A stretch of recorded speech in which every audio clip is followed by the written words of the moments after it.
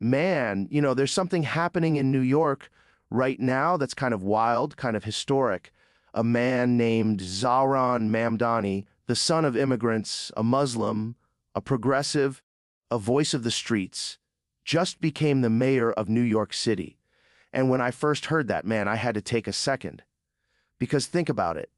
New York, the heart of Western capitalism, Wall Street, power media, the city that never sleeps, now has a Muslim mayor.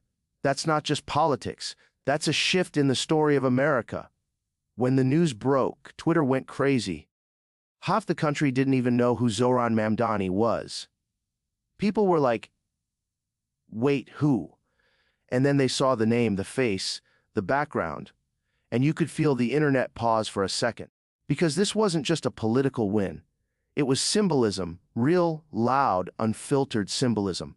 For decades, America's had this complicated relationship with Islam, especially post 9/11.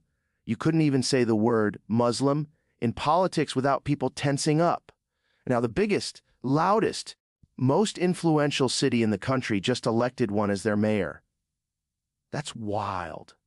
You know what I love about this? It's not just that he's Muslim. It's that he's openly Muslim. He's not hiding it, not sugarcoating it, not wrapping it, hiding it, not sugarcoating it, not wrapping it in PR language. He's just standing there in front of the press, talking about New York, talking about policy, and every now and then quoting something from his faith, and doing it like it's the most natural thing in the world. That's strength. That's presence. Because let's be honest, man, this country needs that balance. It needs people who understand both worlds, the Western hustle and the spiritual backbone that gives meaning to that hustle. People on the street were saying, "This is the America we've been waiting for." And others were saying, "This is not my New York anymore." And that's exactly what makes it powerful. Because when a change divides people, it means it's challenging something deep. And that's what great leadership does. New York's had every kind of mayor. Billionaires, celebrities, law and order guys, but never someone who walked to City Hall with a prayer mat in his bag and a sense of mission in his eyes. So here's what I think is really happening. This isn't just politics. It's culture. It's a clash, but also a fusion of two massive identities. New York represents the West's ultimate city, fast, capitalist, diverse, loud, unapologetic. And Zohran represents a new face of Islam, intellectual, inclusive, socially aware, and fearless. He's not talking about division. He's talking about integration without assimilation. That's deep, man, because that's where the world is headed, towards understanding that identity doesn't have to be erased for unity to exist. CNN ran it with cautious optimism. Fox News went ballistic. Podcasters, influencers, YouTubers. Everyone had an opinion. Some said it's the future. Others said it's a threat. But here's the thing about Joe Rogan's America. We're tired of extremes. We just want authenticity. And when Joe spoke about Zohran on his show, it wasn't political, it was human.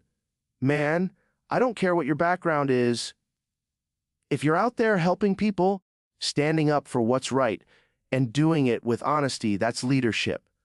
And if this guy's the real deal, I respect that. That's the clip that went viral. And it wasn't because it was controversial, it was because it was real. Joe talked about something else too, something that hit people hard. He said, I've talked to monks, fighters, astronauts, shamans, DMT warriors, all of them searching for something bigger than themselves. But when I look at a guy like Zohran, who finds strength in prayer, in structure, in service, that's something we've kind of lost in modern life. We mock faith, but maybe it's the one thing keeping us human. And that, right there, that's why people love Joe Rogan. He's not afraid to admit that he doesn't have it all figured out. He questions everything, including his own beliefs.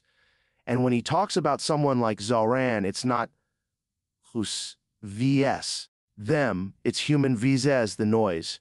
Fast forward a few weeks, Zohran's walking through Queens, talking to shop owners, hugging kids, shaking hands with cops, real grassroots energy. You can feel it in the city, a quiet shift, a cautious optimism. And people are noticing that the guy isn't here to divide, he's here to fix things. Affordable housing, mental health, community policing, respect for all faiths, simple ideas, but presented through the lens of humility, something politics hasn't seen in a while. Joe voice over I. When I first heard the news, I thought, okay, another political story. But then I realized this is bigger than politics. This is cultural evolution.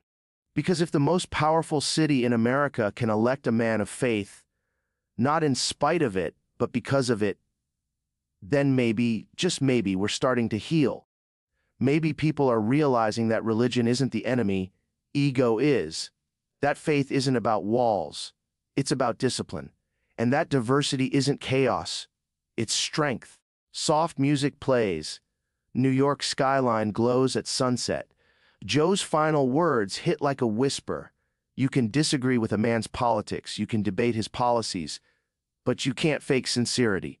If Zohran Mamdani brings honesty, compassion, and courage to New York City, then that's a win not just for Muslims, not just for Americans, but for humanity. And that's the loop, from fear to faith, from division to dialogue, from headlines to heartbeats. The story started with shock and ended with understanding. Look, man, New York is a test case for the world. If it works there, it can work anywhere. So if a Muslim mayor can lead that city with integrity and vision, then the rest of the world better start paying attention. Because this isn't about religion. It's about evolution. Music swells.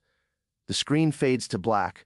White text appears. Joe Rogan congratulates New York's Muslim mayor. The beginning of a new America.